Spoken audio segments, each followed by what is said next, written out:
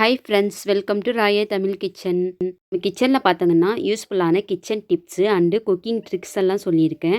Cooking tips பார்த்தீங்கன்னா உங்களுக்கு ரொம்ப யூஸ்ஃபுல்லாகவும் ரொம்ப இன்ட்ரெஸ்ட்டாகவும் இருக்கும். அதனால் வீடியோ வந்து ஸ்கிப் பண்ணாமல் கடைசி வரைக்கும் பாருங்கள். உங்கள் ஃபேமிலி ஃப்ரெண்ட்ஸுக்கும் ஷேர் பண்ணுங்கள், அவங்களுக்கு ரொம்ப ரொம்ப யூஸ்ஃபுல்லாக இருக்கும். இந்த வீடியோ பிடிச்சிருந்ததுன்னா மறக்காமல் லைக் பண்ணிக்கோங்க, சப்ஸ்கிரைப் பண்ணிக்கோங்க. தொடர்ந்து சப்போர்ட் பண்ணிட்டு வர எல்லா ஃப்ரெண்ட்ஸ்க்குமே ரொம்ப ரொம்ப தேங்க்யூ. வாங்க வீடியோக்குள்ளே போகலாம்.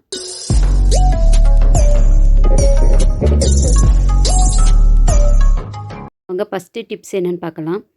நம்ம வந்து ஆஃபீஸ்க்கு போகிறதுனாலும் சரி, குழந்தைங்களுக்கு ஸ்கூல் அனுப்புறதுனாலும் சரி, முட்டை வந்து காலையில் வந்து நம்ம அவிச்சு எடுப்போம். அந்த முட்டையை அவிச்சிட்டு அந்த தோல் எடுக்கிறது பார்த்திங்கன்னா ரொம்ப ரொம்ப கஷ்டமாக இருக்கும்.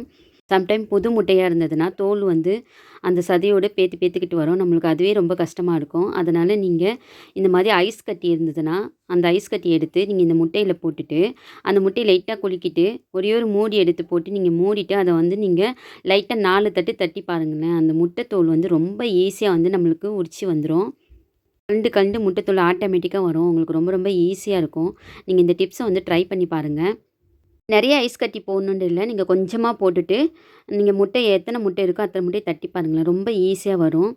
டென்ஷன் இல்லாமல் முட்டை தோலை உரிச்சிட்டு நம்ம வந்து மசாலா போட்டு பொரித்து அனுப்பி விடலாம். அந்த அளவுக்கு நம்மளுக்கு ரொம்ப ஈஸியாக இருக்கும் வேலை. ட்ரை பண்ணி பாருங்கள். அதுவும் புது முட்டையாக இருந்ததுன்னா கொஞ்சம் கூட அந்த சதை வெளியில் வராமல் அழகாக வரும்.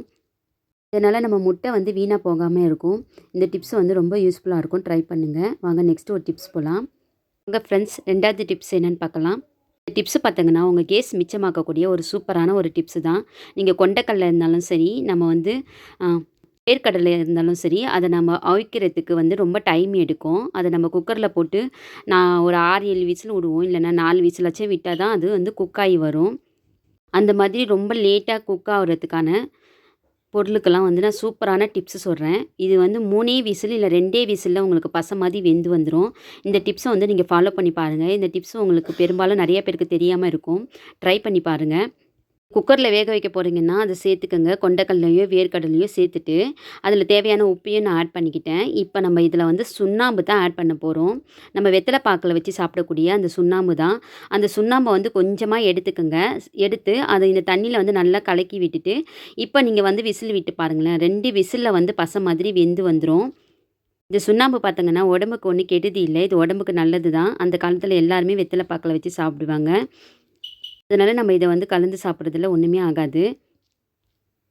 1 ஹவர் வந்து வேர்க்கடலையை ஊற வச்சதால் நான் 2 விசில் தான் விட்டேன். எனக்கு சூப்பராக வந்து வெந்து கிடச்சிடுச்சு. நீங்கள் அப்படி ஊற வைக்கலைன்னா நீங்கள் வந்து 3 விசில் விட்டுக்கோங்க. உங்களுக்கு சூப்பராக பர்ஃபெக்டாக வெந்து வரும்.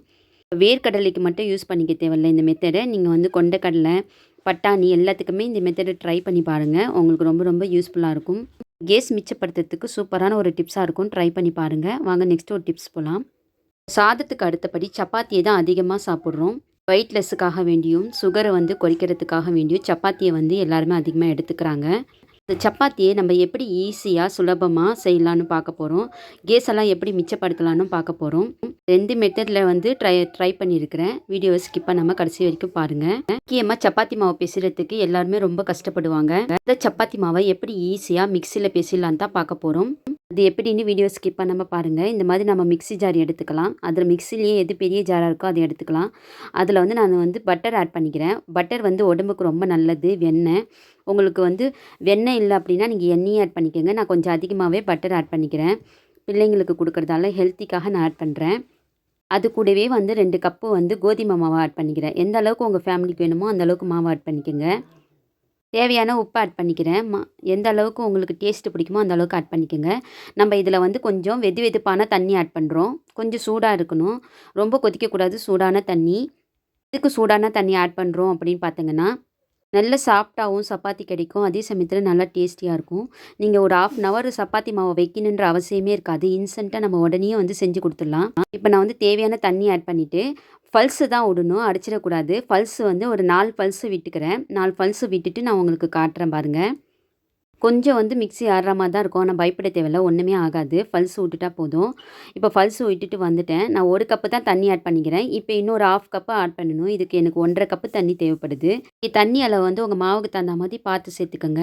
இப்போ நான் இதில் வந்து கொஞ்சமாக வந்து ஆயில் ஆட் பண்ணிக்கிறேன். எண்ணெய் வந்து நல்லெண்ணெயோ இல்லை ஆலிவ் ஆயிலோ சேர்த்துக்கோங்க. உடம்புக்கு ரொம்ப நல்லது.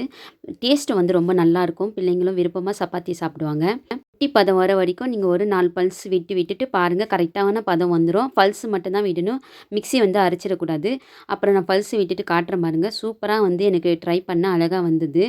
நம்ம நம்ம கிட்ட வந்து ரொட்டி மாவு பேசுகிற மிக்ஸி இருந்ததுன்னா ப்ராப்ளம் இல்லை. இல்லாதவங்களுக்கு ரொம்ப கஷ்டமாக இருக்கும். அவங்க வந்து இந்த மெத்தடை வந்து ட்ரை பண்ணி பாருங்கள். அழகாக வந்திருக்கு பாருங்கள்.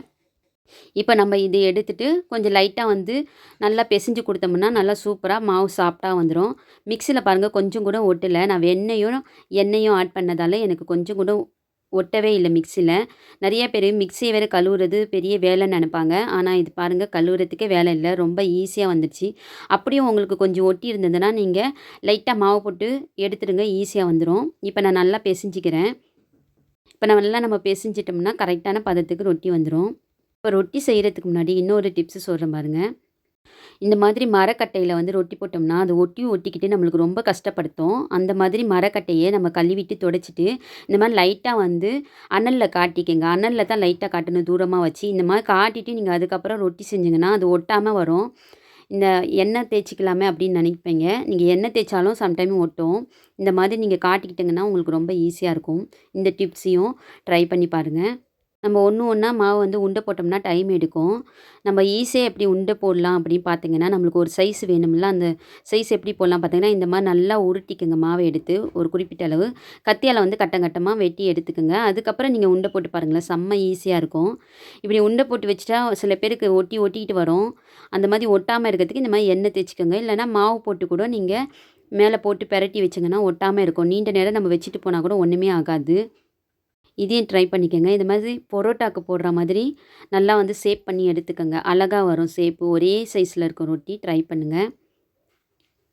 இப்போ வந்து நான் ரவுண்டு ஷேப்பில் வந்து நல்லா மாவை திரட்டிக்கிறேன். நீங்களும் எந்த அளவுக்கு அழகாக திரட்ட முடியுமோ திரட்டிக்கோங்க. மாவை திரட்டி நம்ம வந்து ஒன்றா தனித்தனியாக பேப்பரில் போட்டு வச்சா தான் ஒட்டாமல் இருக்கும். ஆனால் நம்ம வந்து லைட்டாக வந்து எண்ணெயும் கொஞ்சமாக மாவையும் அப்ளை பண்ணி நீங்கள் ஒன்று மேலே ஒன்று ஈஸியாக வைக்கலாம். இந்த மாதிரி வச்சுக்கிட்டேன்னு வச்சுக்கோங்களேன், நம்மளுக்கு ரொம்ப ஈஸியாக இடத்த அடைக்காமல் இருக்கும். அரிசி இருந்தால் போதும், நிமிடத்தில் ரொட்டி செஞ்சு எடுத்துடலாம். ஆமாம் ஃப்ரெண்ட்ஸ், அது எப்படின்னு பாருங்கள். வீடியோவை ஸ்கிப் பண்ணாமல். இந்த மாதிரி ஒரு காட்டன் துணி எடுத்துக்கோங்க. அந்த காட்டன் துணியில் 2 பொடி அரிசியை வந்து போட்டுக்கோங்க. 2 பொடி அரிசியை போட்டுட்டு இப்போ நீங்கள் இதை வந்து ஒரு பால்ஸ் மாதிரி ரெடி பண்ணிக்கோங்க. நாலா பக்கமும் புஷ் பண்ணி அரிசி வந்து வெளியே வரக்கூடாது. அதை வந்து ஒரு கவுரு எடுத்தோ நீங்கள் வந்து கட்டிக்கோங்க. கட்டிக்கிட்டு பால்ஸ் மாதிரி ஆகிடும். ரொட்டி சுடலான்னு சொல்கிறேன் பாருங்கள். உங்கள் ரொட்டி நல்லா சாஃப்டாக வரணுன்னா தோசைக்கல் வந்து நல்லா சூடாக இருக்கணும். ஆன பிற்பாடு நீங்கள் ரொட்டியை 2 தடவை திருப்பி போட்ட பிற்பாடு இந்த மாதிரி மூடி போட்டு மூடிடுங்க. இப்படி மூடுறதால உங்கள் சப்பாத்தி வந்து நல்லா சாஃப்டாக வரும். அதுக்கப்புறம் தான் நீங்கள் லைட்டாக எண்ணெய் காட்டணும். அதுக்கு முன்னாடி எண்ணெய் காட்டக்கூடாது. காட்டிட்டு இந்த மாதிரி லைட்டாக திருப்பி போட்டுட்டு இப்போ தான் நம்ம வந்து புஷ் பண்ணணும். இந்த அரிசியை வச்சு நல்லா வந்து மேலே அழுத்தம் கொடுத்தோம்னா ரொட்டி வந்து பச்சையாக இல்லாமல் உள்ளேயும் நல்லா வெந்துடும். ஒரு நிமிஷத்தில் அந்த பக்கம் வெந்துடும். இந்த பக்கம் திருப்பி போட்டு இது மாதிரி பண்ணிங்கன்னா ஒரு நிமிஷத்தில் இந்த பக்கமும் வெந்துடும். இந்த மாதிரி நம்ம 100 ரொட்டி கூட சுட்டி எடுத்துடலாம் ரொம்ப ஈஸியான முறையில். சில பேர் ரொட்டியை போட்டுட்டு அப்படியே வந்து நிற்பாங்க வரட்டோண்டு. அந்த மாதிரிலாம் நிற்கக்கூடாது. நல்லா சூடு எடுத்துட்டு இந்த மாதிரி நீங்கள் செஞ்சிங்கன்னா கேஸும் மிச்சமாகும். ரொம்ப குயிக்காக வந்து நம்ம ரொட்டி முடியும். மூடி போட்டு கண்டிப்பாக செஞ்சு பாருங்கள். உங்களுக்கு சூப்பராக ரொட்டி சாஃப்டாக வரும். இப்போ அடிக்கிற வெயிலில் நம்ம ரொட்டி சுட்டோம்னா நம்மளுக்கு உடம்பே நனைஞ்சு அனல் ஆகிடுவோம். நீங்கள் இந்த டிப்ஸை ஃபாலோ பண்ணுங்கன்னா ரொம்ப குயிக்காக ஈஸியாக வந்து நீங்கள் சப்பாத்தி செஞ்சு எடுத்துடலாம். நீங்களே ஆச்சரியப்படுவீங்க, இவ்வளோ ரொட்டியை சீக்கிரமாக செஞ்சுட்டோமா அப்படின்னு. இந்த அரிசி பால்ஸை வந்து இந்த மாதிரி ஒரு டப்பாக்குள்ளே எடுத்து வச்சுக்கிட்டு நம்ம எப்போ ரொட்டி சுடுறோமோ அப்போ எடுத்து நீங்கள் யூஸ் பண்ணிக்கோங்க. நெக்ஸ்ட் இந்த டிப்ஸ் பார்த்தீங்கன்னா ரொம்ப ரொம்ப சூப்பரான ஒரு டிப்ஸ் இது. நம்ம டைமிங்கும் கேஸையும் வந்து மிச்சப்படக்கூடிய ஒரு டிப்ஸு தான் இது. நீங்கள் வந்து இந்த வீடியோ பார்த்துட்டு நீங்களே நினைப்பீங்க, ஆமாம் நம்மளுக்கு ரொம்ப ஈஸியாக இருக்குது, இந்த மாதிரி நம்ம செஞ்சு வச்சுருக்கலாமே அப்படின்ட்டு. இந்த வீடியோ பார்த்த பிறகு நீங்கள் இப்படி தான் நீங்களும் செய்ய ட்ரை பண்ணுவீங்க.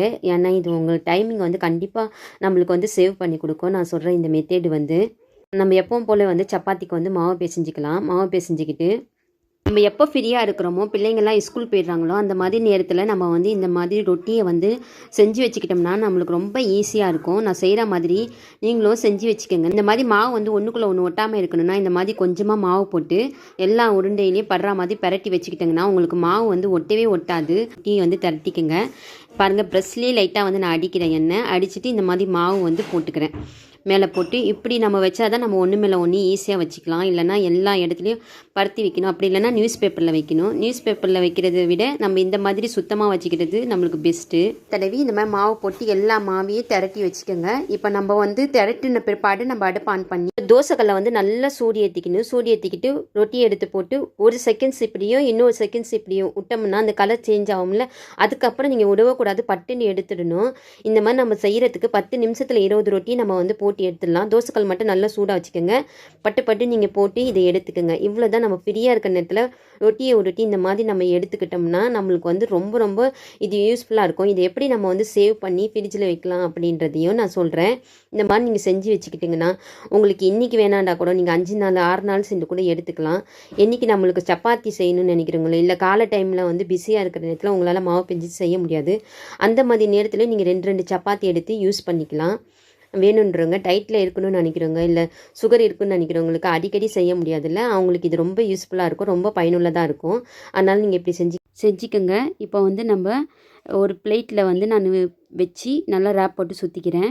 இங்கே அலுமினியம் ஃபாயில் போட்டு கூட சுற்றி ஃப்ரிட்ஜில் வச்சுடுங்க. 10 நாளைக்கு கூட ஒன்றுமே ஆகாது. உங்களுக்கு எப்போ தேவையோ அப்போ எடுத்து தோசைக்கல்லில் நல்லா சூடு பண்ணி எப்பவும் போல் சப்பாத்தி மாதிரி போட்டு கொடுங்க. 5 நாள் சென்று ஃப்ரிட்ஜிலேருந்து எடுத்து நான் சப்பாத்தி வந்து செஞ்சுருக்கேன். அந்த சப்பாத்தி எந்த அளவுக்கு சாப்பிட்டா சூப்பராக இருக்குது பாருங்கள். சப்பாத்தி ஒன்றுமே ஆகலை பாருங்கள். உங்களுக்கு இது பர்ஃபெக்டாக வரும், ஒன்றுமே ஆகாது. நான் வந்து இதை வந்து வீடியோவை ஷேர் பண்ணலை, ஏன்னா ரொம்ப லென்த்தாக போயிடும், அதனால் ரொம்ப சுருக்கமாக காட்டுறேன். நீங்களும் இந்த மாதிரி ட்ரை பண்ணி பாருங்கள். சூப்பராக வருதுன்றதுக்காக தான் இந்த வீடியோ வந்து நான் ஷேர் பண்ணியிருக்கேன். சொன்ன இந்த வீடியோ வந்து உங்களுக்கு பிடிச்சிருக்குன்னு நினைக்கிறேன். அப்படி பிடிச்சிருந்தது நான் மறக்காமல் லைக் பண்ணுங்கள், சப்ஸ்கிரைப் பண்ணுங்கள். நெக்ஸ்ட் ஒரு வீடியோவில் சந்திப்போம். பாய்.